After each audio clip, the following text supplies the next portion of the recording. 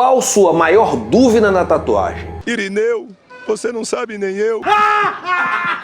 Se você tem dúvidas, você tá no lugar certo. Aqui é o Tatuagem Verdade, meu nome é Diego Rangel e vim aqui te responder todas as dúvidas. A gente tem um quadro aqui o seguinte, os meus alunos mandam perguntas para mim aqui, os seguidores, a galera que acompanha o nosso trabalho Tatuagem Verdade. E manda como? A gente abre a caixinha de pergunta lá no Instagram, @RangelTattoo, e você chega no Instagram mandando essa pergunta para mim, a gente vai responder aqui no YouTube. E talvez a pergunta que você tenha para fazer já esteja aqui nesse vídeo. Será? Pelo sim, pelo não, como é que fica? Então você já sabe, curte logo para você não esquecer, ativa o sininho das notificações, se inscreve primeiro, se inscreve, ativa o sininho da notificação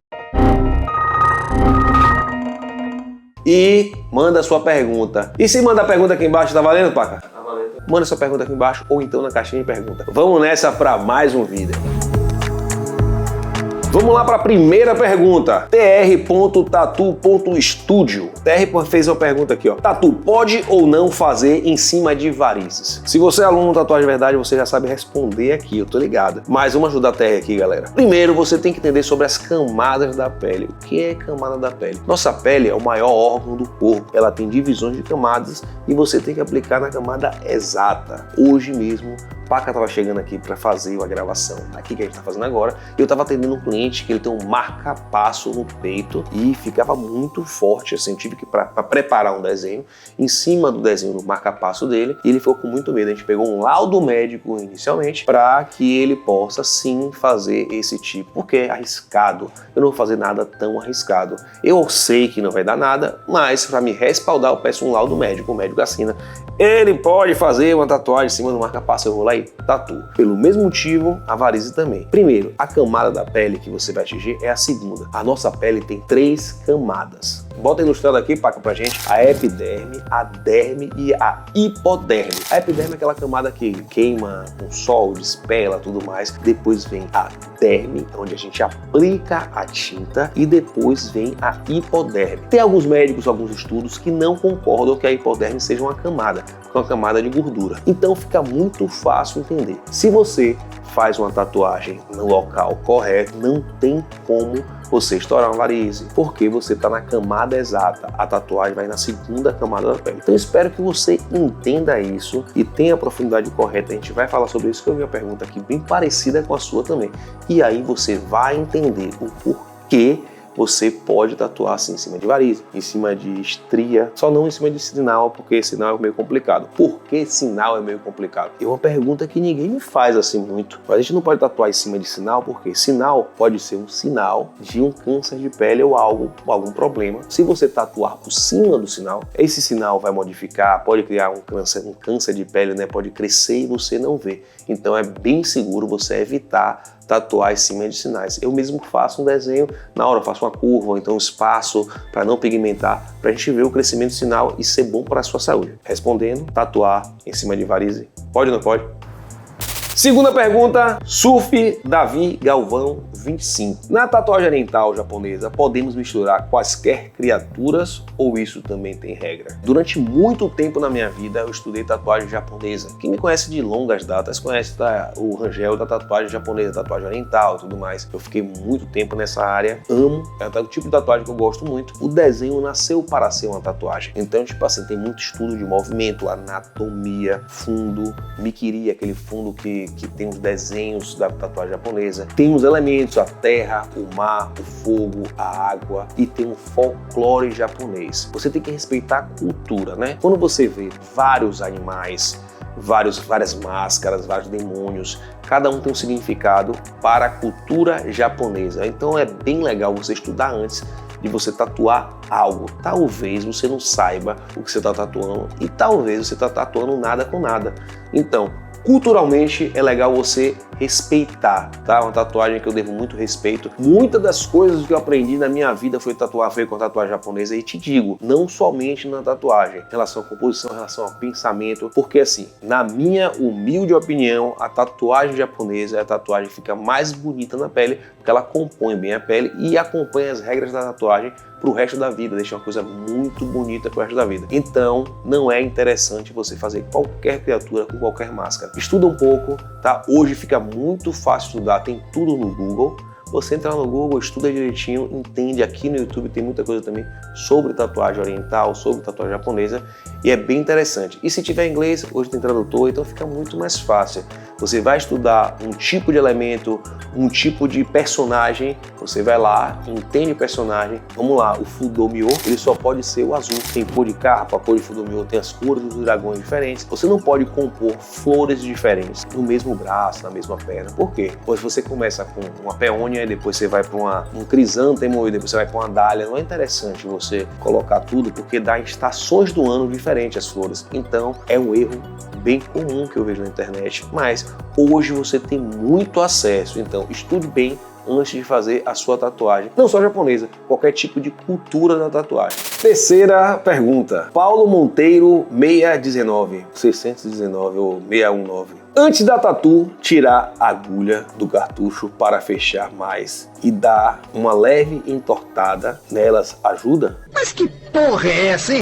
Eu faço a pergunta assim, galera, porque a galera escreve meio que rápido, eu acredito que seja isso, não é meio errado, aí eu tenho que entender o que tá escrito, porque não é só ler, você tem que ler, parar e entender, eu faço tudo na mesma hora aqui, tá? Manda uma pergunta, Paca separa as perguntas, a gente vai lá e pau, faz a parada acontecer. Olha só, eu entendi o que ele tá falando. Não só eu, como vários tatuadores, a gente começou a desenvolver técnicas diferentes para criar um trabalho mais seguro, né? A agulha fica mais segura. Hoje eu uso muito mais cartucho, né? Então a gente utilizava o elástico justamente para dar uma segurada na agulha. A gente não podia usar muito elástico na época, que eu usava bobina diariamente. Ainda uso pouco, mas assim, a gente usa elástico para isso. Então depois veio as biqueiras descartáveis. As biqueiras descartáveis, ela vinha com a numeração, tipo assim, de 5 a 7. Se você usasse uma 5, não a 5 a 7, ela poderia sim ficar folgada. Então, ela folgada dentro do bico, a gente botava o elástico, ou então a gente pegava a agulha, dava entortada para baixo, para ela ficar no curso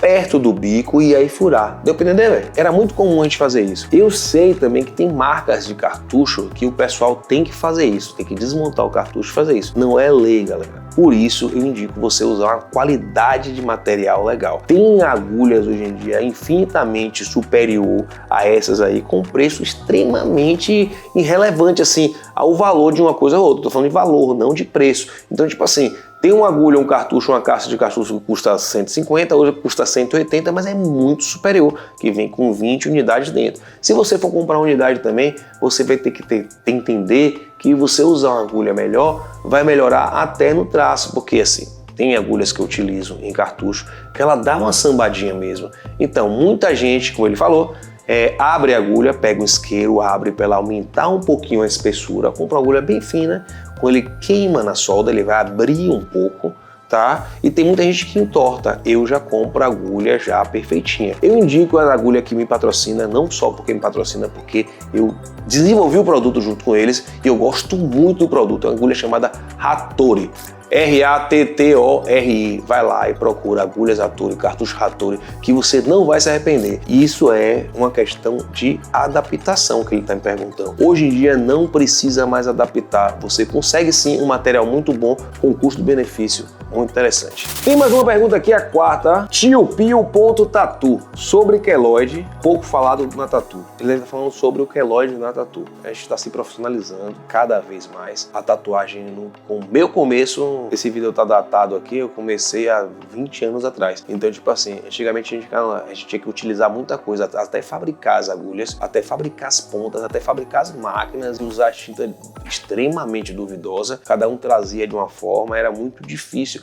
O mercado da tatuagem, eu falo assim, não o mercado, a indústria da tatuagem era muito assim, pobre. Pobre não tô falando de grana não, pobre em relação a conhecimento, pobre em relação a marcas. Então a gente não tinha muita qualidade e não tinha muito assim, muitos produtos para escolher. Então a gente tinha que fazer muita coisa. Quando acontece que a tatuagem tem um traço mais alto, é uma cicatriz hipertrófica. Então o que acontece? Você vai fazer a tatuagem muito agressiva e ela vai subir. É muito difícil você na camada exata, com a agulha correta, com a velocidade exata, sabendo o que você está fazendo, estudando da forma que você está estudando, criar um queloide em uma pessoa. O que acontece com criar um queloide na pessoa é você utilizando uma máquina extremamente desregulada, ela vai fazer um ferimento muito forte e aprofundar mais do que o normal. Claro que é comum você fazer um traço e a tatuagem subir um pouco, porque a tatuagem nada mais é do que uma cicatriz. Você faz um ferimento, tem uma cicatriz. Mas para criar queloide é muito difícil. Tem que ser um ferimento e eu acredito que esse ferimento é causado pela falta de informação, pela falta de estudo. É por isso que você aqui está no Tatuagem de Verdade. Vou deixar o link aqui embaixo, paca. Vai rolar um evento agora, você vai olhar, vai clicar aqui embaixo, Tatuagem de Verdade, e você vai participar para você se inteirar e entender. Tem nosso site aqui embaixo para você entender como funciona a tatuagem. Eu não vou largar sua mão até você aprender de verdade. Então, já sabe. Queloide na tatuagem é ignorância. Não é porque o cara não cuidou, porque o cliente não cuidou, porque, tá entendendo? Tatuagem é uma coisa muito séria, então eu vou te ajudar nessa. O Meirelles Tatu ensina como funciona a aplicação de sombra clara, irmão. Não pigmenta na cicatriz. Às vezes ele tenta escrever na caixinha de pergunta, não aparece tudo, mas deu pra entender, galera. Ele quer saber como faz a sombra clara funcionar e cicatrizar bem. Cada um trabalha de uma forma. Você vai ver diversas pessoas fazendo. Por isso que eu acredito muito, para você aprender algo, você tem que ter um mentor, para o mentor te explicar exatamente como faz e você tentar. E ele ter também outras opções, porque o que eu ensino no nosso curso é o seguinte: eu ensino você a aprender todas as técnicas, a parte prática, a parte teórica, a parte histórica da tatu, e você sabendo isso, tendo informação, você vai desenvolver o seu próprio trabalho. Como é que eu faço? A sombra que eu utilizo, normalmente eu coloco a agulha um pouco para dentro, eu uso a round magnum, eu não uso uma magnum reta, eu uso a round magnum. Tudo isso que eu tô falando aqui, o editor vai botar o vídeo para você ver o vídeo no detalhe, explicando coisa por coisa. Você vai clicar e você vai para outro vídeo. Nesse outro vídeo eu tô explicando somente sobre sombra clara. Voltando aqui ao assunto, eu vou usar uma agulha mais fina, tá? Tô falando a unidade da agulha. Eu vou usar uma agulha 10, não vou usar uma agulha 12 e vou aprender assim a trabalhar no começo, entender como é que funciona, porque cada pele é uma pele diferente. Lembrando que a agulha para dentro, a agulha fininha, a agulha 10, Magnum. Se eu quiser uma sombra mais clara, eu uso uma quantidade de agulha maior.